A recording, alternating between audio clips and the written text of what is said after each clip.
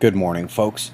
1 for 2 isn't bad. Climate change is responsible for our weather, but we aren't responsible for climate change. CO2 emissions are nothing compared to methane released from the poles and the effect of the sun. Here's Ernesto churning in the Caribbean. It does appear that this will present the biggest threat south of the U.S. border. Florence, coming behind him, should miss us entirely. 4.4 earthquake struck Central California this morning. A 4.5 hit the Dominican Republic. Denmark took an unusual tremor as well, and the UK had flash flooding throughout the weekend. Some areas are still in standing water. The White Islands volcano blew as well. They're not showing on this map, but New Zealand has been very seismically active the last week.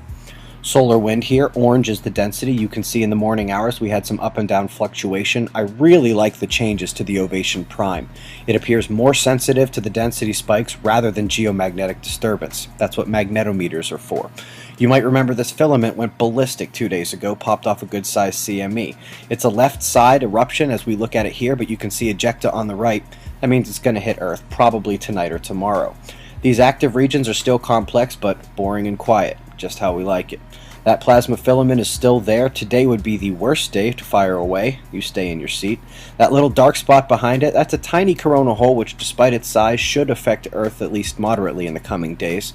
Here's stereo B with the Earth off to the right. This shows what is coming at us, like that South Pole coronal hole extending up to the equator. That'll be a quake watch when she faces us. Also this tiny bright spot here.